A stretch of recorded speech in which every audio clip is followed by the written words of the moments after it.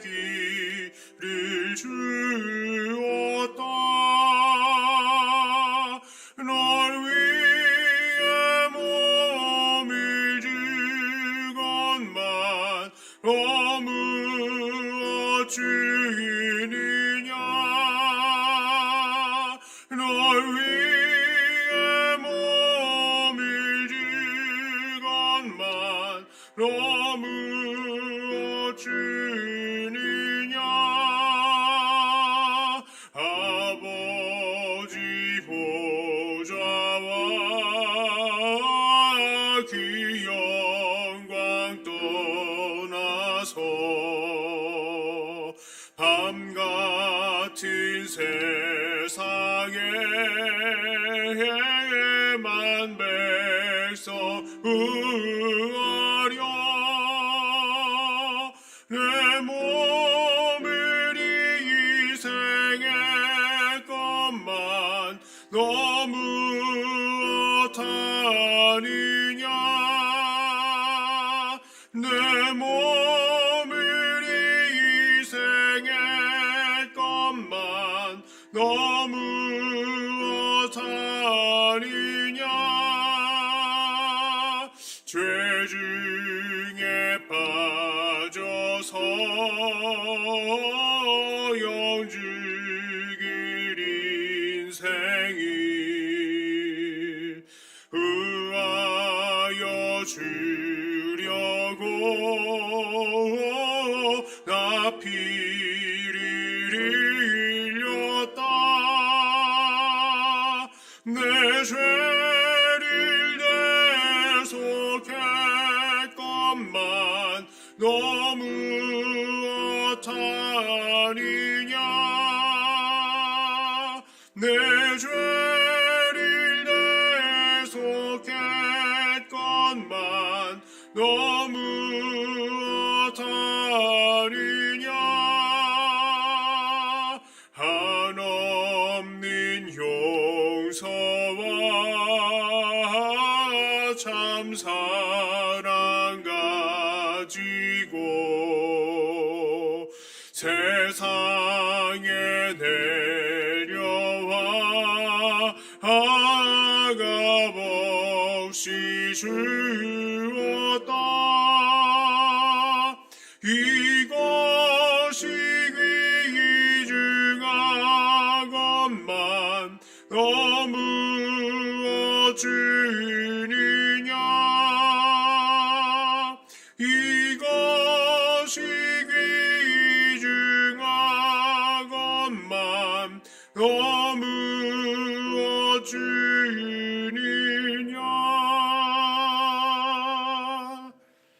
아멘. 하나님 말씀은 시 32편입니다.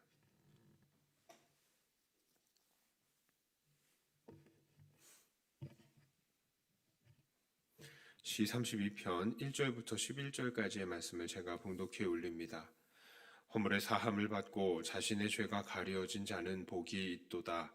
마음에 간사함이 없고 여호와께 정죄를 당하지 아니하는 자는 복이 있도다.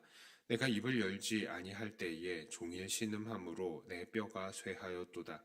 주의 손이 주야로 나를 누르시오니 내 진액이 빠져서 여름 가운데 가뭄에 마름같이 되었나이다. 내가 이르기를 내 허물을 여호와께 자복하리라 하고 주께 내 죄를 아뢰고 내 죄악을 숨기지 아니하였더니 곧 주께서 내 죄악을 사하여셨나이다. 이로 말미암아 모든 경건한 자는 주를 만날 기회를 얻어서 주께 기도할지라 진실로 홍수가 범람할지라도 그에게 미치지 못하리이다.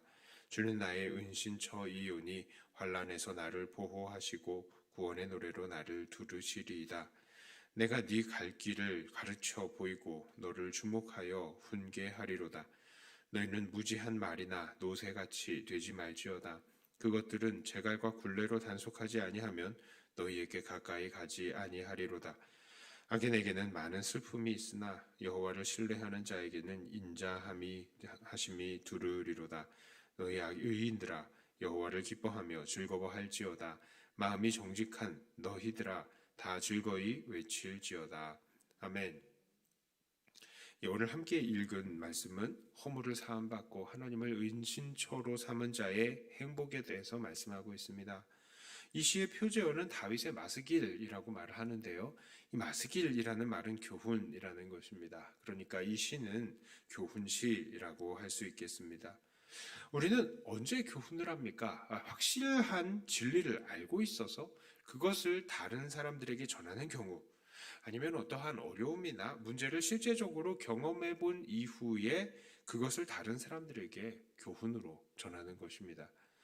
다윗은 어떤 교훈을 전합니까? 바로 자기가 하나님 앞에 범죄했던 그 경험을 전합니다. 다윗은 하나님 앞에 죄를 저질러 놓고도 회개하지 않았습니다. 그 상태가 바로 3절입니다. 다윗은 잘못해 놓고 입을 열지 않았습니다. 이 말이 바로 하나님 앞에 회개하지 않고 버티고 있었던 상태라는 말입니다. 그렇게 했더니 어떤 일이 벌어졌습니까? 신음했다라고 합니다. 그 뼈가 쇠할 정도였다라고 합니다. 그러니까 아주 입을 꽉 다물고 하고 버티고 있었다는 상태이죠. 왜 신음했습니까? 4절을 보니까 주의 손이 밤낮으로 다윗을 누르셔서 다윗은 모든 진액이 다 빠져나가서 바싹 마른 상태가 되었다라고 합니다. 그러니까 하나님께서 다윗을 가만두시지 않으시는 것이죠. 사람들도 이 자존심이 높은 사람들은 정말로 무섭습니다. 자기가 잘못한 것을 알면서도요, 절대로 잘못했다고 말하지 않는 것입니다. 어른들 같은 경우에는 자기 체면 문제도 있어서 나이 어린 사람들한테 미안하다라고 말하는 것이 정말 어려운 경우가 또한 있습니다. 그러나 나이가 젊은 사람들이나 나이 아이들도 마찬가지죠. 정말로 어떤 사람들은 절대로 잘못했다고 말하지 않는데요. 그냥 하고 지나가 버리는 것이죠. 그게 미안하다는 뜻이에요. 그러나 우리는 하나님 앞에서까지 이런 태도를 보여서는 안 됩니다. 왜냐하면 우리 하나님은 늘 우리가 회개하기를 원하시고 우리가 회개할 때까지 우리를 짓누르시기도 하시기 때문입니다. 우리도 자녀들을 키울 때에 이 자녀들을 순종의 자녀들로 만들기 위해서 자녀들을 벌할 때가 있습니다. 그런데 이 아이들이 끝까지 자기 잘못을 인정하지 않을 때에는 어떻게 합니까? 이걸 그냥 놔두면요, 정말로 평생 그런 인간이 되어버릴 겁니다. 그렇기 때문에 우리는 그런 아이들을 얼르고 달래고 설득시켜서 그것도 안 되면 나중에는 때려서라도 정신을 차리게 만들어야 하는 것입니다. 하나님께서도 그렇게 하십니다. 하나님은 우리가 얼른 우리의 입을 열어서 우리의 죄를 토해내기를 바라십니다. 그런데 우리가 그렇게 반응하지 않으면 하나님은 우리를 꾹 누르시는 거예요. 그게 정말로 아픈 겁니다. 안 당해봤으면 이해할 수 없는 고통이죠. 다윗도 이렇게 주의 손이 자기를 누르시니 자기가 여름 가뭄에 바싹 마른 것 같이 되어버렸다라고 할 정도입니다. 그래서 다윗은 우리에게 무엇을 교훈합니까? 9절에 이렇게 말합니다. 너희는 무지한 말이나 노새같이 되지 말지어다. 그것들은 제갈과 굴레로 단속하지 아니하면 너희에게 가까이 가지 아니하리로다. 너희가 아무런 자각이 없는 말이나 노새같이, 그러니까 훈련받지 않은 야생마와 노새같이 마음대로 살지 말라는 것입니다. 이렇게 야생마나 노새들은 결국 말을 잘 듣기 위해서, 하기 위해서 그 입에 재갈을 물리고 코에 굴레를 꿰어서 뚫어서 이 말들을 제어하는 것처럼 하나님은 그 택한 백성들이 말 안 듣고 고집 피우면 결국 재갈과 굴레를 꺼내 드시는 것입니다. 이렇게 재갈과 굴레에 꿰어져 있으면 어떻게 됩니까? 살짝만 당겨도요, 하고 따라가게 되죠. 고분고분해지는 것입니다. 그러니까 우리는 범죄했을 때 어떻게 해야 합니까? 맞기 전에 얼른 회개해야 합니다. 자존심 지키려고 버티다가 결국 자존심이건 뭐고 없이 완전히 내동댕이 쳐지는 겁니다. 그렇다면 우리가 하나님께 우리의 죄악을 아뢰 때 어떤 일들이 일어납니까? 5절을 보니까요, 우리의 죄악을 사해 주시는 것을 볼 수 있습니다. 내가 이르기를 내 허물을 여호와께 자복하리라고 하고 주께 내 죄를 아뢰고 내 죄악을 숨기지 아니하였더니 곧 주께서 내 죄악을 사하셨나이다. 하나님께서는 우리가 회개할 때에 절대로 우리를 내치지 않으십니다. 사람들이야 죄를 미안하다라고 이야기할 때 그걸 가지고 끝까지 이용하는 사람들이 있죠. 그래, 네가 잘못했다고 했지. 그러니까 이렇게 해내 하고 사람들은 그걸 가지고 꼬투리를 잡을 수는 있을지 모르겠습니다. 그러나 하나님께서는 그렇게 하지 않으십니다. 하나님은 우리를 불쌍히 여기시고 우리를 안아주시고 용서하십니다. 다시 죄를 짓지 않도록 새 힘을 주시는 것입니다. 그래서 우리는 조금씩 하나님께서 주시는 힘을 통해서 더 나아지게 되는 거예요. 우리가 회개할 때 우리의 죄를 용서해 주신 하나님께 오늘도 우리는 담대히 나아가야 할 것입니다. 자, 두 번째로 우리가 회개할 때 어떤 일이 일어납니까? 바로 하나님과의 소통이 원활해지는 것입니다. 6절 상반절에 이렇게 말합니다. 이로 말미암아 모든 경건한 자는 주를 만날 기회를 얻어서 주께 기도할지라. 하나님께 용서를 받은 자들은 결국 경건한 자들이죠. 이런 경건한 자들은 결국 주님을 만나게 되고 주님께 기도하게 됩니다. 이러한 기도를 통해서 우리 경건한 자들은 하나님께 우리의 뜻을 아뢰고 또한 하나님의 뜻을 알게 됩니다. 세상에 어느 누가 이렇게 감히 하나님 만나고 또한 하나님과 서로 대화하고 교제합니까? 바로 하나님께 회개한 하나님의 택하신 자녀들이 그렇게 되는 것입니다. 자, 그리고 세 번째로요. 우리가 회개할 때 하나님께서는 우리를 지키십니다.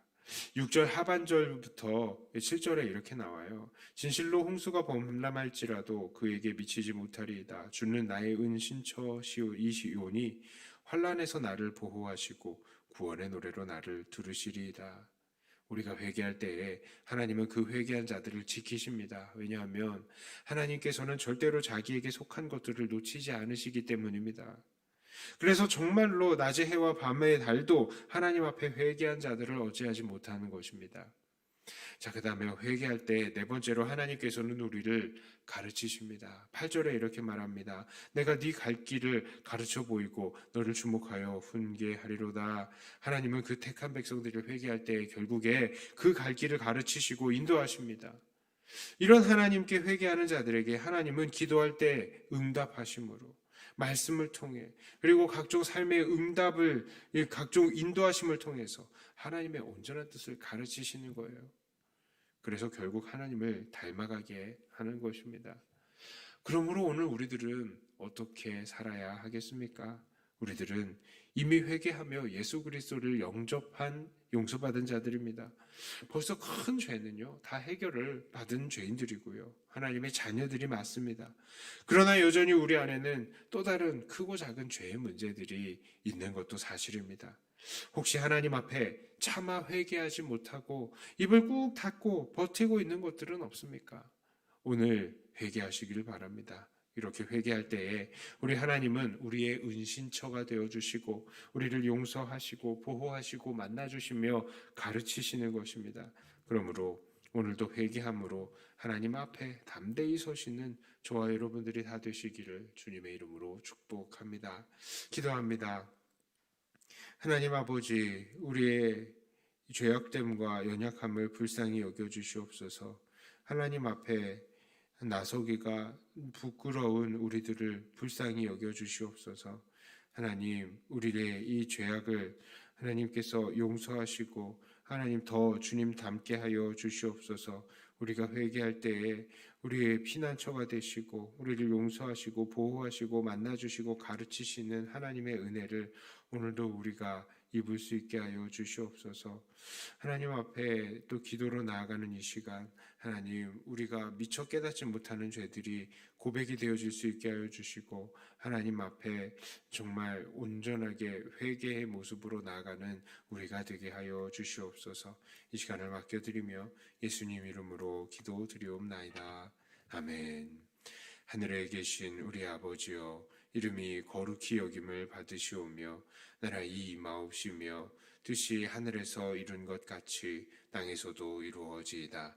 오늘날 우리에게 일용할 양식을 주옵시고 우리가 우리에게 죄 지은 자를 사하여 준 것 같이 우리 죄를 사하여 주옵시고 우리를 시험에 들게 하지 마옵시고 다만 악에서 구하옵소서. 되게 나라와 권세와 영광이 아버지께 영원히 있사옵나이다. 아멘. 하는 말씀을 가지고 또 교회를 위해서 기도하시고 각자 가지고 나오신 기도 제목으로 기도하시다가 들어가도록 하겠습니다.